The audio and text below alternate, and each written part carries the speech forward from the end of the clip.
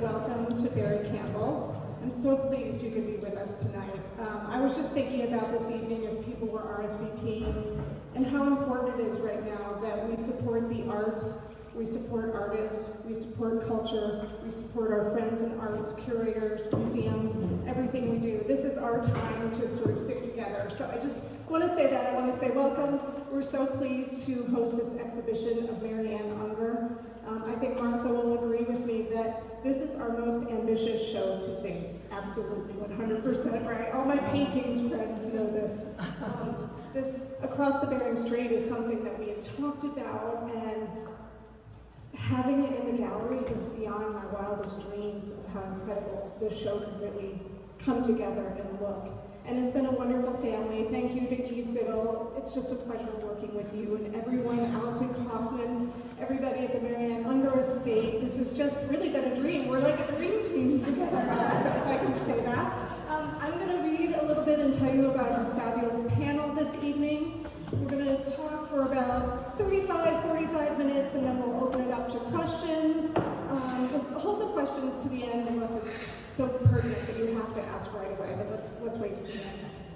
Now, I'm going to start introducing Biddle, who many of you know here. Eve is an artist, culture maker, and collaborator. Her work lies at the intersection of making objects, making connections between people, curating, building projects and institutions, helping to bring other artists' art into the world, and making and facilitating public art. She's a founding co-director of the Wassaic project, home to a year-round artist residency program, art exhibitions, music festivals, art education programs for kids, teens, and adults. Her recent exhibitions include the Williams College Museum of Art in Williamstown, Massachusetts, Davidson Gallery, the Buffalo Institute for Contemporary Art, the Museum of Art and Design, and Geary Gallery in Millerton, New York. Seph Rodney, here in the middle.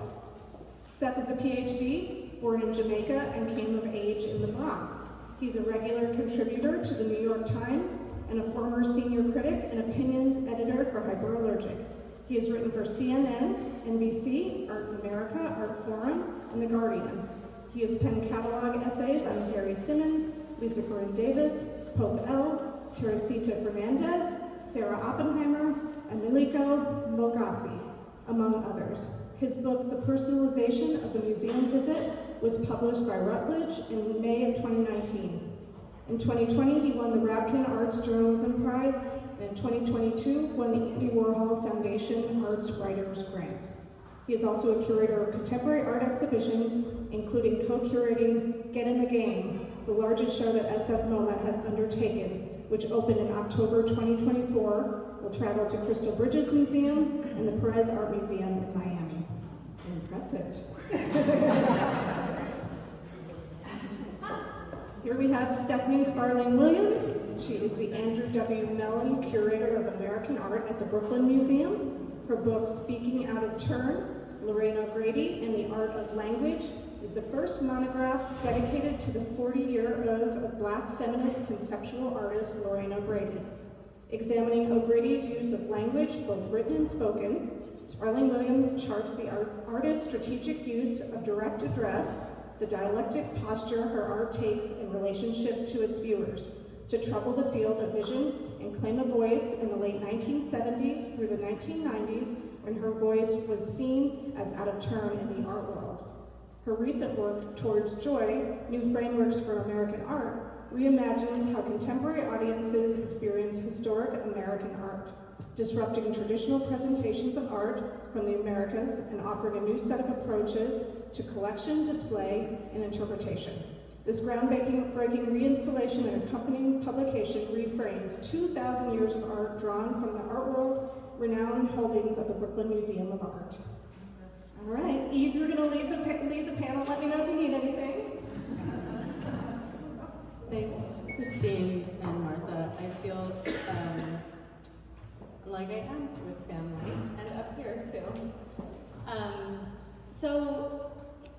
This is the first major show of Mom's work in a couple of years, and the first presentation of Across the Bering Strait in New York ever, and only the third presentation of the whole installation together, also ever.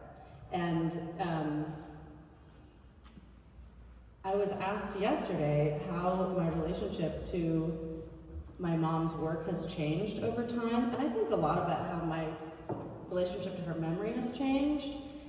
But now, at 42, and a mom of 2 kids, making my own art and working at Wassaic and doing this is like really audaciously ambitious, right? Like, it's really audacious. It's like unbelievable that this woman who's had cancer twice, is a mom, is a partner, is making a living, is like, yeah, you know what I'm gonna do with my Guggenheim money? I'm gonna make 34 gigantic sculptures. Without knowing where they were gonna be shown, and they were shown at the Trent Hudson Gallery in Jersey City by a visionary gallerist who believed in mom's work, which was amazing. That's really like nuts in a really beautiful, wonderful way, and I have more and more appreciation for that. So, a little background about Mom. You know, comes from a family of entrepreneurs. Her mom was a speech therapist, worked through her 80s, always joked she was one statistics class away from a PhD, had multiple masters. Her dad was an engineer, trained at MIT, was an inventor, an investor, and her brother went to MIT, was also an engineer. She went to Mount Holyoke and entered as a biochem major, called home. Grandma and Grandpa thought she was calling to ask for an abortion. She wanted to change her major, and they said, great! So she changed to art, and but her engineering background and math background is really embedded in the physicality of these pieces. They rest on each other. So what makes that sort of metaphor of carrying or caregiving or lifting up or laying down is the physicality of the work, right? There are a couple of posts in between these pieces, but mostly they're just leaning and laying on each other.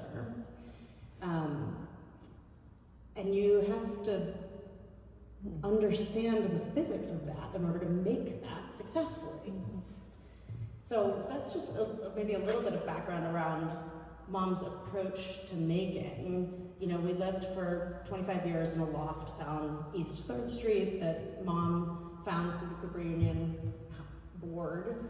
And, you know, we lived in city subsidized housing that supported artists, right? We rented directly from the city.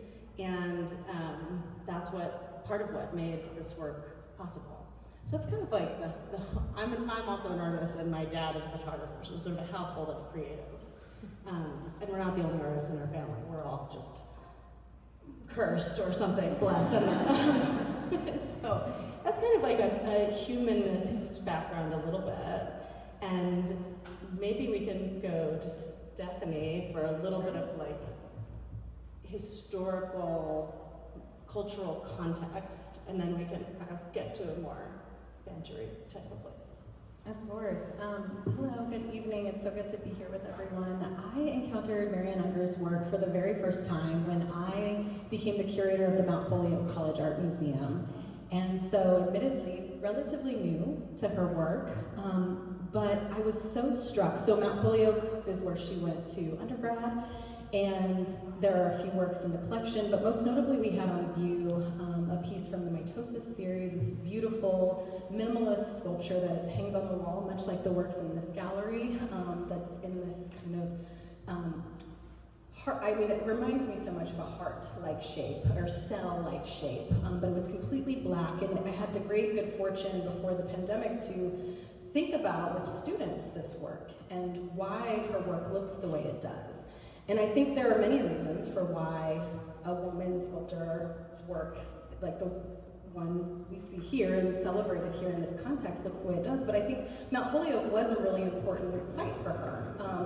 I think there are many important professors working at the time at the DeLongos specifically were really thinking about experimentation, were really thinking about materials. I think encouraging the students to explore, you know, the kind of trans and interdisciplinarity between medium. And so I really think that that's where some of her early interest was sparked in some of the layered of materials that she devotes so much of her career to exploring. So that was really an interesting opportunity to think about her work. And then during the pandemic, I also had the great good fortune of becoming the inaugural Marian Unger Fellow. And I had the resource and the time because we couldn't go anywhere and I was inside. And the state was amazing and working with me remotely to think about her work alongside other peers and creatives. Specifically, I focused on Maren Hassinger's work. Thinking about how her work related to other artists working through materials to think about the body and the body's relationship to nature, the body's relationship to itself as its struggles, right? So we know that her work shifts after her diagnoses and then as she progresses. Still super ambitious work. But we see through her materials, right, the layering of hydrocol, or in the bandaging, the wraps. We see her influence in artists like Eva Hess. We see her influence in, looking to artists like Louise Bourgeois about how the work becomes super personal at the same time she's abstracting it. So that's a common theme that we see in her work. Another thing that I've often thought about when kind of connecting art historically to women and sculptors is their relationship and access to the modes of production, right? Sculpture, in particular, practically is really expensive, right? It's heavy. And the materials are, not only hard to work with if you don't have space. Many artists were working in smaller studio spaces, right? So space, real estate was challenging. And so when we see her work, we have this greater appreciation for what she was able to do with the space. I think she was working on the roof often of the building, and so I think that was really impressive, but also often experimenting with materials so that the work would look like metal. Often using acid and multiple processes to create these effects when she couldn't cast in bronze, for instance. So I think about that a lot about women working in the 70s and 80s, about kind of the limitations of materials, and often, without support, right, from galleries or without support from patrons, people commissioning works. Some of my favorites are actually, and we hope that in the future we'll get to see more of her outdoor sculptures, but they're all over the country, and getting to study these works, I really had a new appreciation for not only her time at Mount Holyoke, where she got to experiment, but then also the ways in which she was able to create work at a scale. And I know we're going to talk about that a little bit more, about kind of what scale signifies in this moment, and working in kind of monumentality when women were often working within the realm of the domestic often, because that was the space. We see a lot like kitchen tables resonating, and we see pictures of you on the floor, and her working at kitchen tables. And so I think I love this tension in this moment between the domestic sphere and women's work being at scales that feel manageable and economical, but then also an artist that's pushing those boundaries. And so we see that absolutely in her moment. I think I want to just say something here about what it's like to work with that level of ambition and in a studio space that isn't perhaps as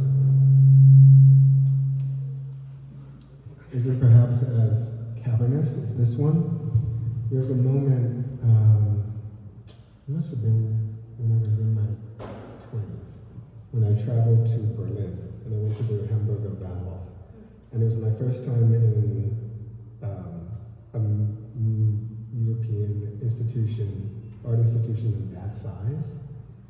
And I was looking at work by Anselm Kiefer and Joseph Beuys, the big bales of hay that are wrapped with iron.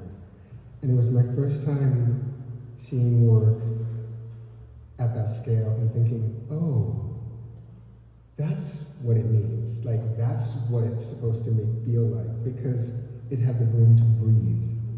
And I feel like until you see certain work in certain contexts, you don't realize that work actually needs that. It needs that room to breathe. So there is something about Marianne's ambition that is also about thinking about the time when she'll get to that space where the work will have the room to breathe, right?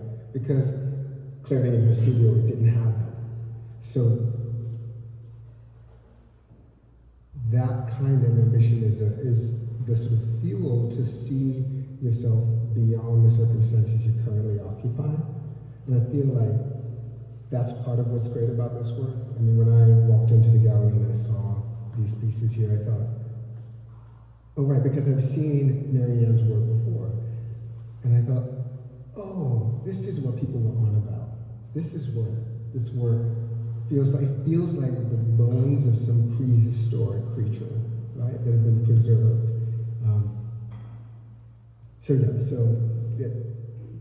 This part of the conversation gets me thinking about what that lived ambition feels like. Maybe you could segue into some of that kind of emotional experience that we were chatting about earlier.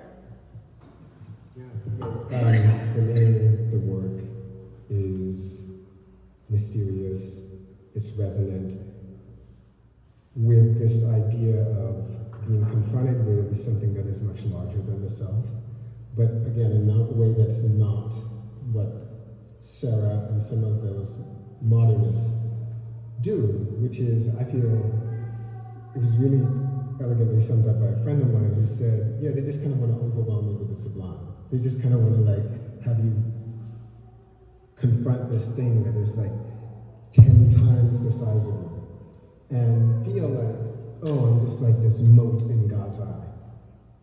And she specifically says, in fact, I showed you this earlier, there's a fellow named George Melrod who wrote in Public Art Review in 1993 about her work and had a conversation with Marianne, and she says, I'm not like Sarah.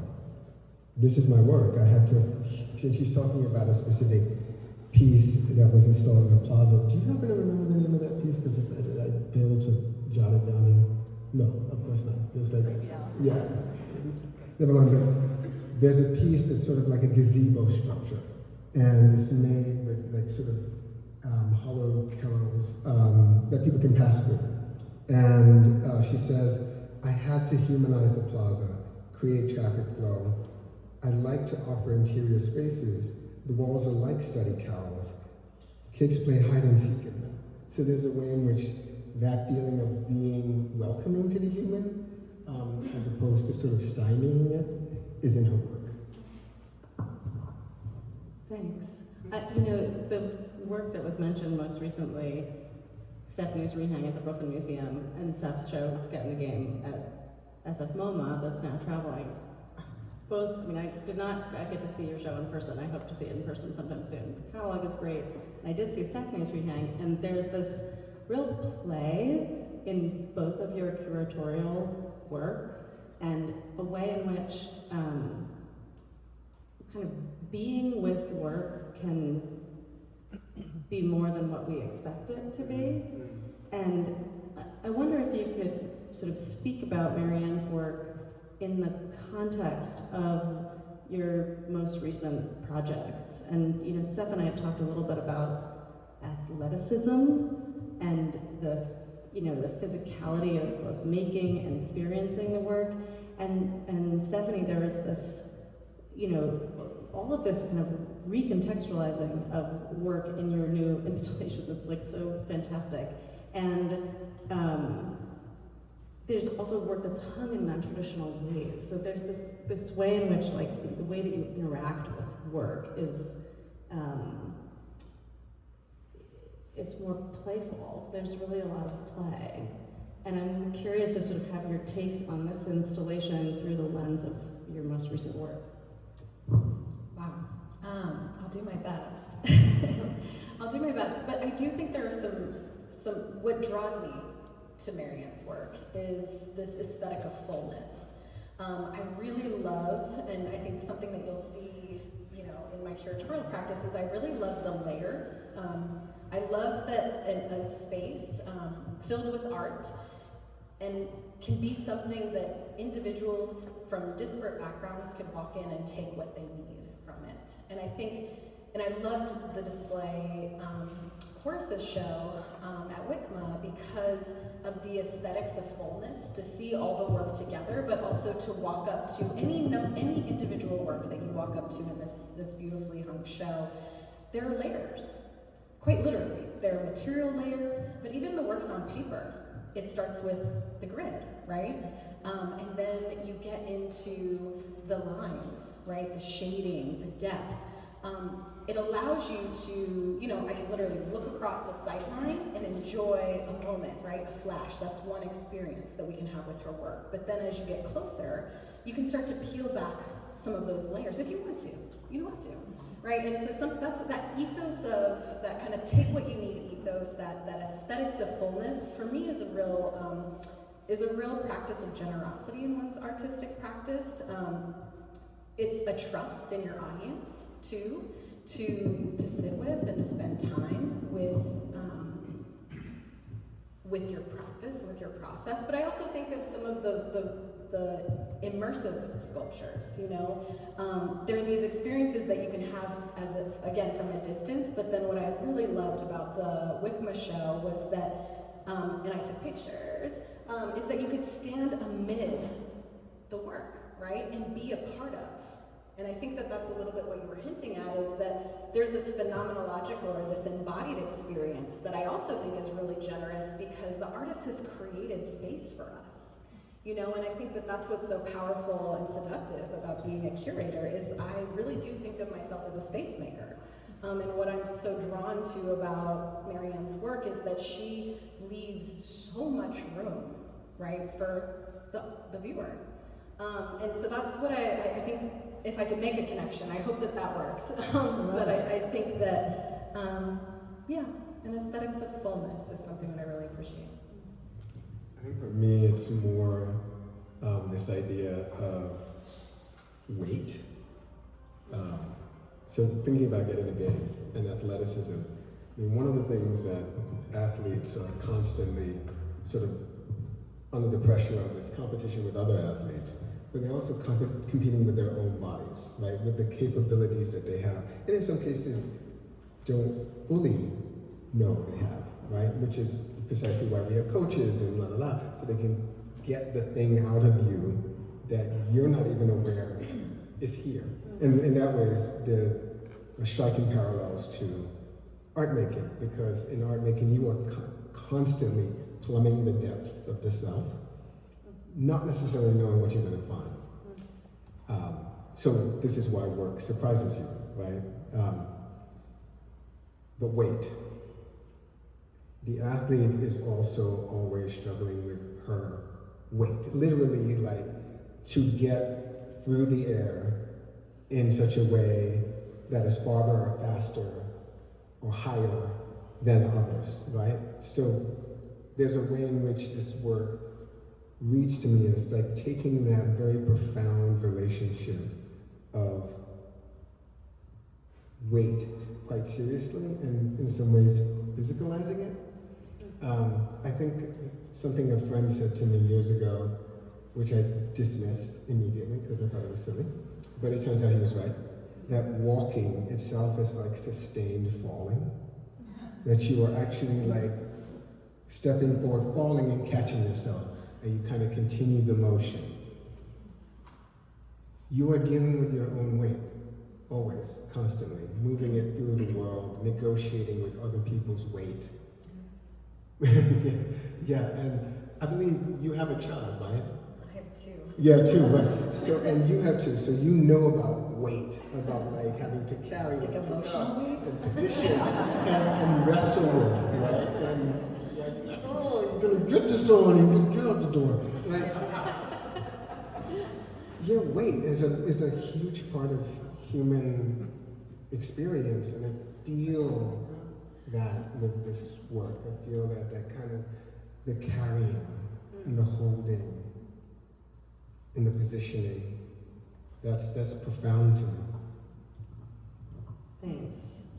I want to talk a little bit about how these are made. And we get that question a lot, and the works in the show are made in a couple of different ways, but since we're sitting right in front across the Bering Strait, and that making is least visible in a certain way,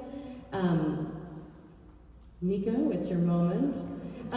So the inside of these sculptures, I touched on this a little bit when I was talking about her engineering background, are welded steel armatures. So there's a metal plate at the bottom that provides a little bit of weight and stability. You can like walk that right down the middle. And then Mom used 1/8-inch steel rods and an oxyacetylene welder to weld a grid. And Nico's walking that picture around because that grid in that drawing, what's underneath these, pretty much right under the skin, is a grid that regular, right? And this is 1/8-inch steel, right? So you can bend it a little bit with your hands, but not really. It's not like a mesh screen where if you make a shape and you don't like it, you can just kind of push it into shape. You make the shape and that's what you get, or you burn it off and you make it again, right? So that's just sort of a visual representation, except that the grid underneath this, the squares are only about 2 inches by 2 inches, right? So that was how close what she had in her head to what she was producing herself in her studio was, right? It was like that precise. So then the grid it's open, totally open air. And then she took cheesecloth and dipped it in hydrocal, which is a material that behaves pretty much like plaster, but it's harder. Dipped it in and did a lot of sort of wrapping. And actually, one of the quotes in here was talking about that this was sort of or maybe it was something I read today, that it was that the literal wrapping, it was Zoe DeGleer's essay in the Williams College Museum of Art catalog, sorry. Credit where it deserved. That it was representative of this like literal hours of care, that there is this literal wrapping of the forms, which I thought was really beautiful because some of these moments in the surface, there have been a number of writers who have referred to scars on the surface, and what's interesting about that is that these surfaces are really additive, right? She did use rasps in her process, but really while the hydrocal was still wet. And if you've ever worked with plaster before, once it sets up, it's really hard. You can't move it around. You can sand it, or you can like break it with a hammer, right? Which you can imagine doing that, it creates this very jagged edge. That's not the surface here. The surface here is all additive. It's all this sort of like loving, tender process. And I think that's it's important to know because I think that these pieces are imbued with this sort of breadth of emotion. And I'm curious your take on this, Stephanie, and maybe Seph, you could kind of kick this off. We were having a conversation earlier, and you touched on a little bit, but emotion in public art. And this is not a public piece, though she would have been delighted if it were cast in bronze and outside. If anyone's got $1 million, call me.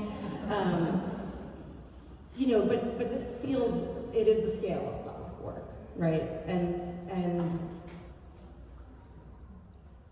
maybe you can just continue my sentence right there. It was something I shared with you. It was something I shared with you earlier. Again, George Melrod, writing a public art review, said,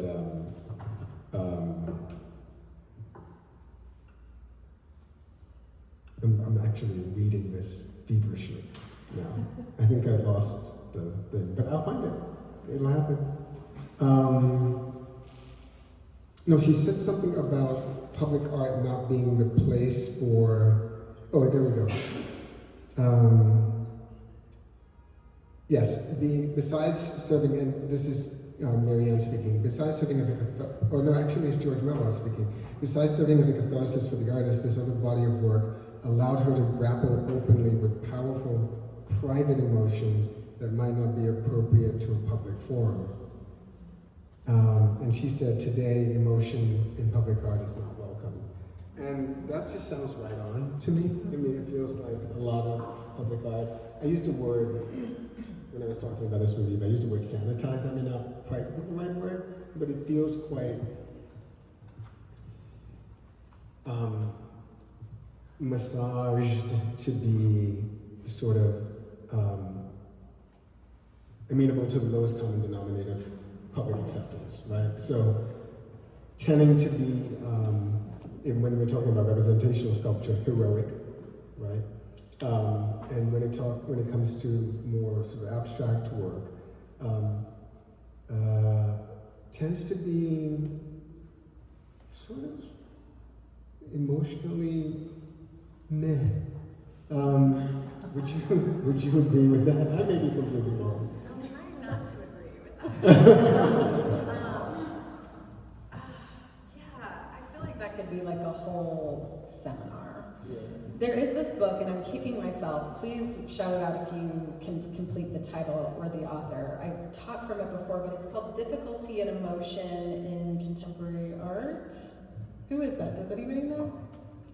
Anyway, difficulty and emotion in art, essentially. But it's art in public, essentially. So it's not just public sculpture, though, but it's like in museums and, thinking about contemporary art, performance art.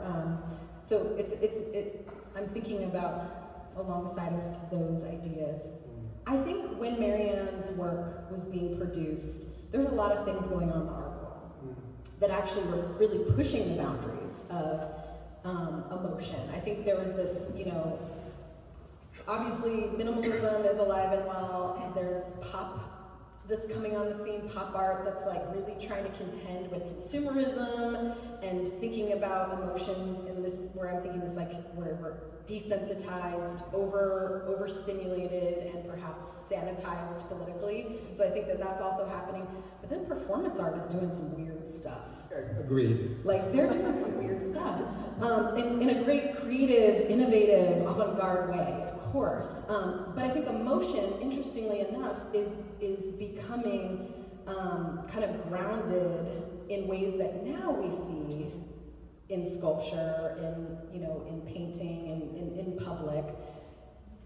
I think becoming more acceptable. So I think what I'm trying to say is, in the moment where you see kind of performance art making these bold statements, getting people to feel in public, in Marianne's time, now we're starting to see. So I agree with you when she was making, but I actually I think it's important and incredibly urgent that her work is kind of coming to receive its due in this moment, because I think we're in a moment where we have the tools, right, to receive it. And I've written a lot about feminist artists who were working in the 70s, where they were just waiting for their audience, and Lorraine O'Grady was one of these artists, but I think Marianne is another one, where, the work was great then, but now we have a whole set of vocabulary to think about and understand, now that we can look back and see. So I like, yes and no. I do think that emotion, I just titled our entire collection of installation Toward Joy, because I wanted people to have emotions, when it came to American art. And so I do think that this moment is right for that. And I do think we are seeing public sculpture today that is captive, like that literally is not like myth. Well, I think there's an important distinction to make, which I did not initially make, which is there may be sculpture that emotionally doesn't register to me as particularly passionate about anything, but will incite passions in other people. For example, Shazia Sikandar's piece in Houston, and he was in Houston, installed in Houston. No, it's here. Well, it was here too. No, it was like on the yeah. it was on Wood Building. It was right outside of. Right. It was here. Everybody's Big Mac. Yeah, Madison Square Park. Yeah, right. But I think when it traveled, someone cut his head off. Cut his head off and took it. So that excited some passions in some folks. But I can think about like The Well, for example, which I thought a lot about. I've never experienced The Well. It's this massive outdoor sculpture, Marianne Unger's piece that was early 70s. I can imagine like weeping, being in relationship to that sculpture. Like just looking at the images, I was just thinking about, and I like that you say, and to go back to my earlier point where it's like making space for the body. I think that that's a deeply powerful and a generous act. And I don't think that all artists are thinking about audience, to be honest. And I think large scale work in this moment, especially by male sculptors, feel very, there's a lot of words to describe, but they feel maybe ungenerous, you know, and I think in ways where I look at the work, and I'm like, I just want to put my body, like I just want to be with that work, you know, and I think that to compel or to kind of create that sense, I think that to me feels like emotion, like a desire to be with. So, thank you both. It's like so great. I love doing this because I always feel like I learn about myself, about mom, about the world. Let's do like sort of one more idea and then we can take questions. So we also get asked a lot like, where's this been, you know? And I want to address that question a little bit with recognizing like there are so many incredible women, like the organizer of that Words Island project, Mellon here tonight, Sylvia Netzer, Petta Coyne, Mary Sabatino, pounding the pavement for these women for years and years, and this gallery here, right? Women's archer. You know, and Joseph, who showed mom's work in the 90s, and you know, there's a lot, there have been so many champions of women and underrepresented artists, and yet there are so many who, you know, sort of Stephanie's words earlier, like sort of finally getting their due, you know, but of course so many are just totally forgotten, right? But this sort of, I'm curious on your guys' take on this because, you know, the sort of obvious answer is like, well, she was sort of hitting her stride in her 50s and then she died, you know, and Ursula Radingsgaard, one of her classmates at Columbia, who was more successful during her life, you know, during Marianne's lifetime, but then also had extraordinary success in her, you know, 50s, 60s, and 70s. You know, Marianne didn't have the momentum to have that, right? But she was also working in an environment that is really still around today, where there were and are, you know, usually men, but sometimes women, who I encounter who say, so who made her work for her? Like, well, she made her work. And then they say, no, ask your dad, who was the fabricator? And I'm like, oh, you know, I'll ask Dad for the pictures of her in her studio making her work. Thanks. And you know, I mean, I've had versions of that conversation up until, you know, a few weeks ago, right? So it's not just that she was working in that context, we're living that context. So that's a very sort of like, okay, that's the patriarchy, fuck the patriarchy. Okay, fine, but also, you know, I'd like this, it's interesting, this sort of idea that there are themes and ideas in this work that we are maybe more ready for. That's sort of a new take on that, which I think is interesting and maybe a little less ragey. So like, there's plenty of rage. Yeah. But I'm sort of curious at your, you know, both of your takes on maybe specifically Marianne, but also just this phenomenon of maybe not being ready for the person, for the artist, for the work. Can I just interject? Because I think you'll actually have a much more substantive answer than I will. I think I'm just going to have an anecdote about how that sort of, I'll call it invisibility, has affected me. I was writing about art starting in about 2015. And I was basically just throwing myself at hypermerging. And then I got on staff in 2016. And I think I became an editor the next year. It wasn't until, I think it was 2018 or 2019, when I finally discovered who Chakaya Booker is.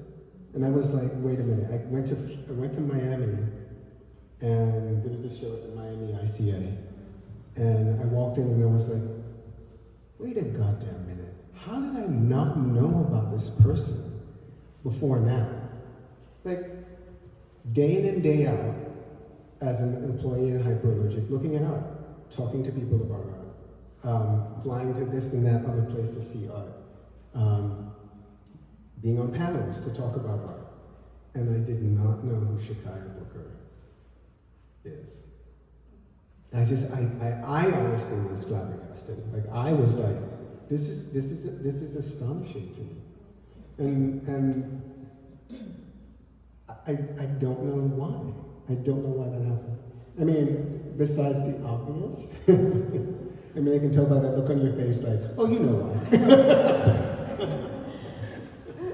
As a Black feminist art historian, another series of seminars or lectures, but I do think that we have to acknowledge, in all seriousness, the ways that women, art historically, have been like strategically marginalized, from the canon and systemically. Like, so, and I think,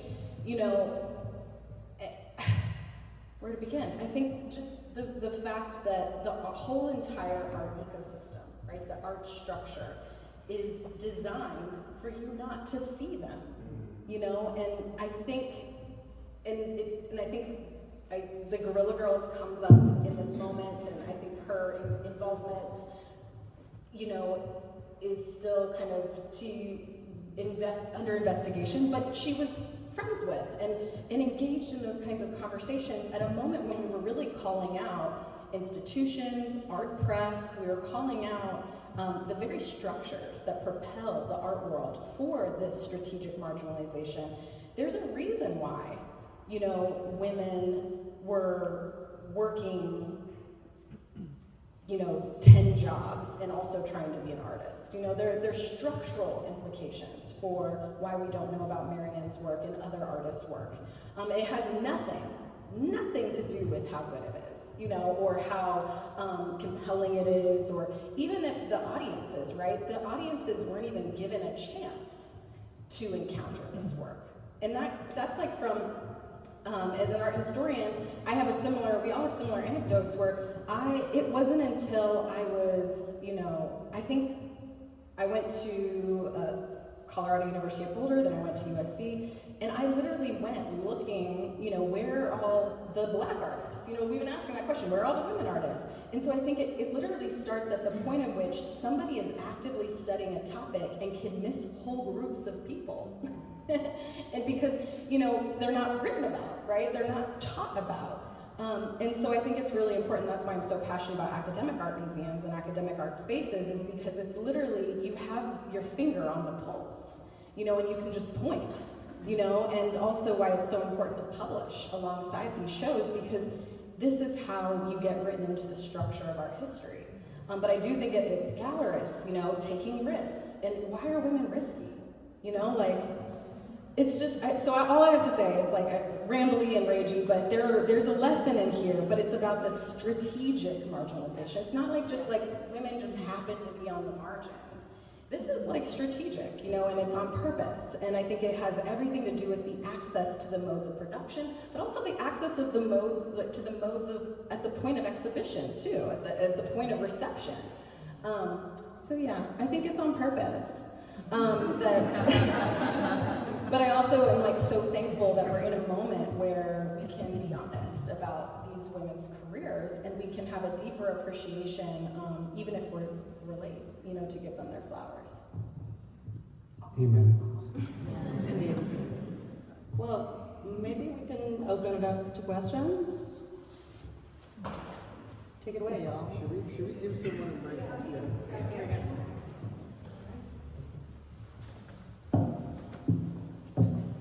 Thank you for an extremely provocative panel and comments. This is for Stephanie. I was very much struck by your comment that certain sculptures, especially males, are ungenerous in their sculptural space, and then talking about Marianne Unger as being generous and leaving room for the viewer. There have always, have things changed in terms of women's sculpture versus male sculptures? There has always been extremely aggressive male sculptures, such as Sarah Tilted Arc, really came to mind when you were speaking, the most aggressive regarding the viewer there can be.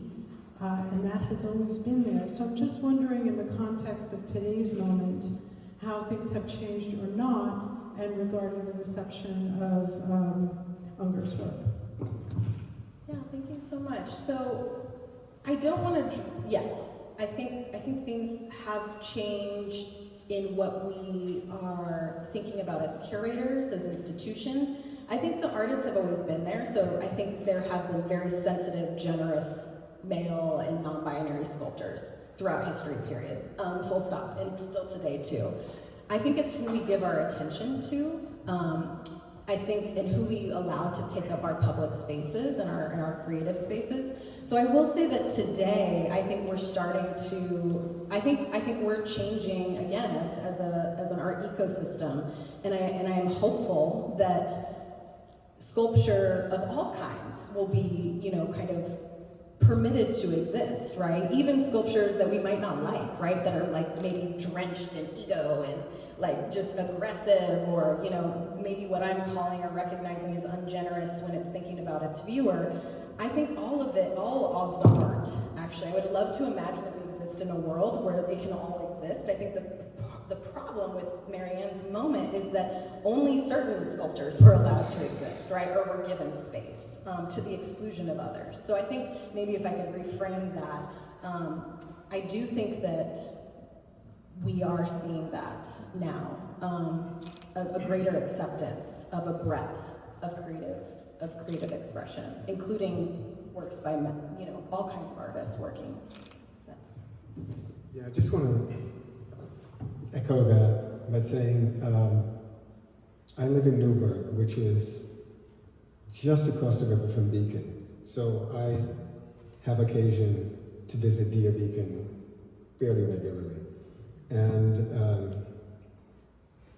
I don't remember who preceded her, but Meg Webster has a show up now in one of the main galleries. And I have to say, Dear Beacon, you walk in through the doors and you can feel the temperature drop. Like it's some cold work. It is cold, modernist, like white knuckle work, right? But, women can make aggressive work too. I also want to just say that. No, absolutely. But the thing is, I walk into the Meg Webster gallery, and you can smell the honey from the honeycomb that she uses to create this wall, and you can smell the soil that's drying out in this huge circle that she's made, and the work is so earthy. The work is so yes, it is of the flesh. And it reads just like really actually quite different from a lot of the other work that's there. Really regimented boxes by what's his name? No, I'm blanking on it. He's like the most famous guy. What? Donald Jones. Yes, thank you. Oh. Yes. Donald Jones. But Marion's work is like that too. It smells like leaves and wet wood. Like it's just there is this kind of full body experience that you have with the work. Other than it just like thwarting your path.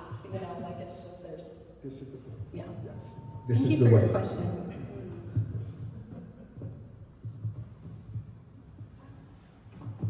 Hi. Hi, Laura. Hi, everyone. Institutionally speaking, who do you think is doing a good job, and what do you think are some of the best practices you've observed at close range in terms of inclusion of the stories and the work that Marianne, for example, represents? Studio Museum in Harlem, always a model. Just working with artists, creating and being, I think, innovative with space. Their Marcus Garvey Park Collaborative is an incredible space where they've had outdoor sculptures there for the last, decade at least. Their collaborations with institutions across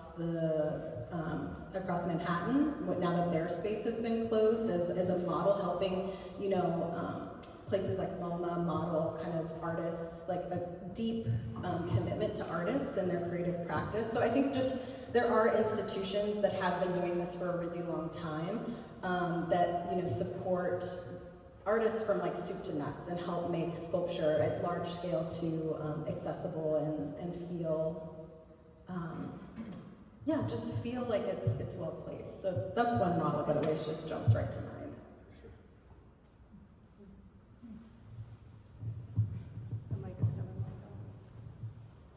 If y'all have been going to Marcus Garvey Park, you gotta go. Follow that program. Agreed. That's one of the things I covered when I first got to Hyperlogic on staff. They had a whole series that was being installed that fall, and it was all really actually exciting work. Yeah, really excellent.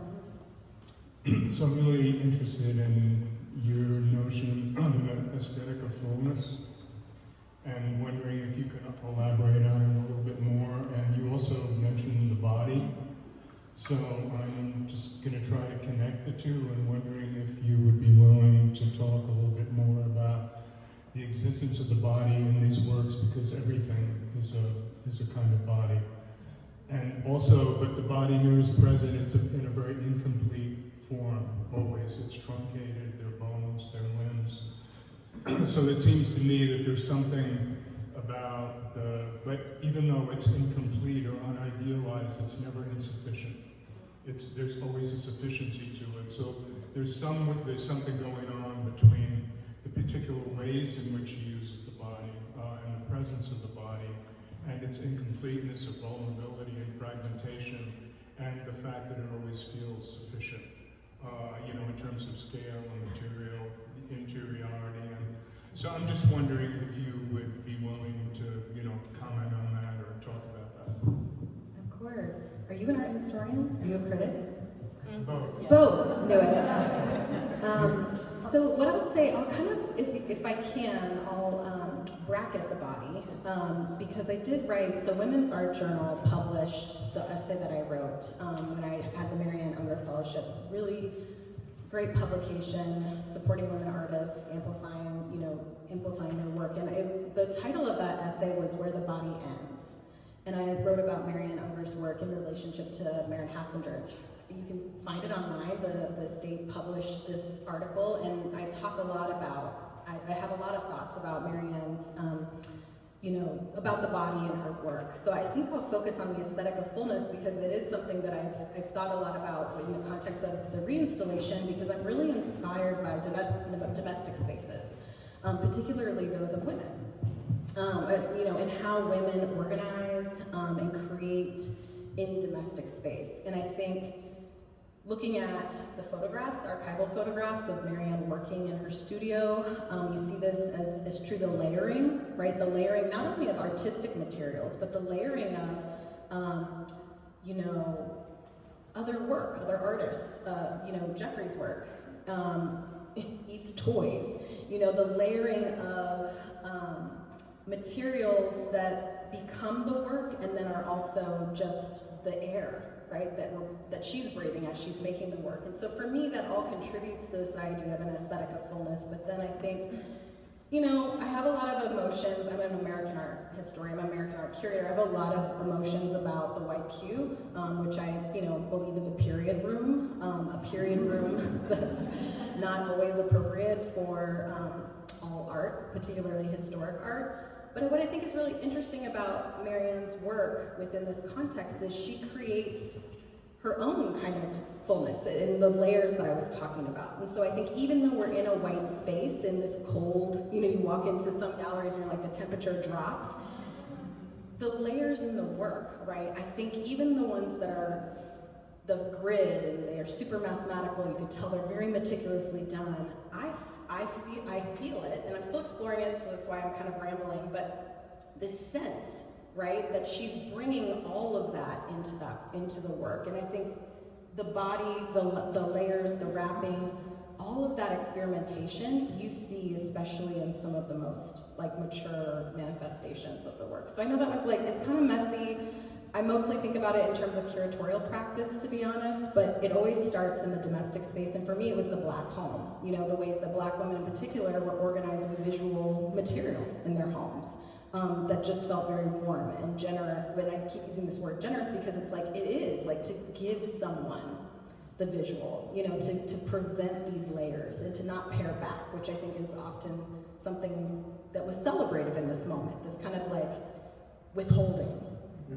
That I don't feel here. I want to add to that, and Michael, I was sort of laughing to myself as you were speaking because it sounded like a riddle. What's never sufficient and never complete? No, what's never complete and always truncated, but always sufficient? It's like my body until I'm dead, right? And they're playing on this idea of fullness, you know, the sort of the duality of this work is really resonant for me personally, obviously personally, but just metaphorically, that you can be two things at once. I feel like this is my emotional work as an adult, is knowing that I can feel more than one thing at the same time, right? That this is like, it could be growing out of the ground and it could be spring, or it could be winter and, you know, and dying and sinking into the ground. And those are both true at the same time, right? Like, It could be hard and soft. yeah, it can be hard and soft. It can be happy and sad. Like, there is, I love the idea of that the fullness of this work is creating the space for ourselves to hold all of that, right? It's sort of this like physical manifestation of like, these are wrapped and unwrapped. I don't know. But also they're an extension of her body, which she talks about. You know, I think when we can put the body back in here, how incredible that she leaves her body behind. You know, or like, you know, this idea that she's projecting her body in so many ways. And also, you know, this work is sort of talked about in terms of immigration and movement and, you know, like dying, whatever. I was walking through this with another critic on opening night, and she just turns to me and goes, "These works are pulsating with sexual energy." I was like, yeah, girl, get it. Like, this is, like, absolutely, right? I mean, they're here, right? There is a fullness to the body that, like, talk about sort of not talking about the emotion, right? Like, yeah, guys, sex.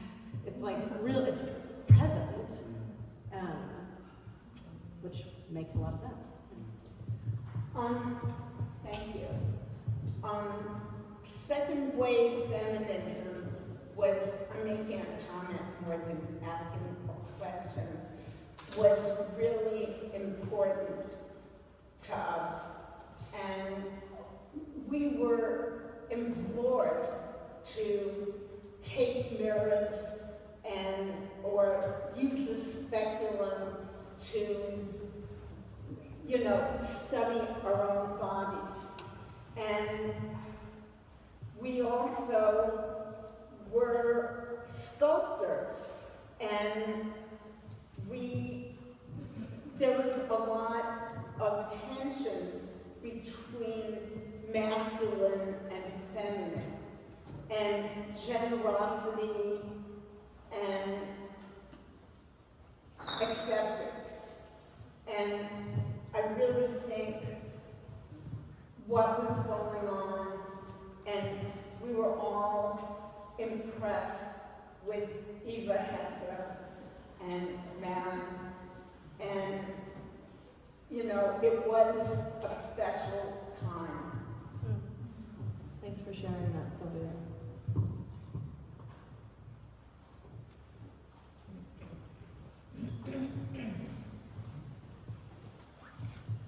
Thank you for this amazing panel, and thanks to Barry Campbell for this amazing installation. And your very vivid vocabulary describing the layering and the lifting and the laying on and the laying down. Behind you, the Bering Strait is intensely performative this evening in the light and through your words.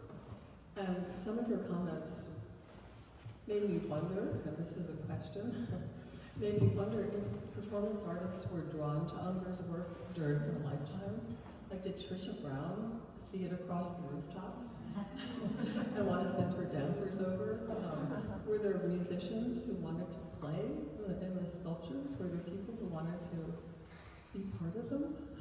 That is actually a question that would be appropriate for my dad. I'm not sure. You know, when the Williams College Museum of Art show was up, it was up for 6 months, and there was a good bit of movement that happened I think in they the programmed it, yeah. space. Yeah, and you know, students were in and like lying on the floor and meditating, and we commissioned a drummer to do like an interpretive drumming piece inspired by his diasporic influences related to the sort of that was my idea. I love drumming. So I'm not sure. I gotta follow up with Jeffrey about that. You know, and I'm looking to Allison here, who's a wonderful artist and the director of Mom's Estate, who probably knows more about Mom's work than anybody at this point. We're giving each other the shrug. We're not sure. It's a great question. Yeah. I remember more art in the house than I remember performance. And there was music, but it was from the records. You know. But I mean, music was very present, that's for sure. I just want to say thank you again to Martha and Christine, and to Stephanie and Seph. Really, I feel so blessed.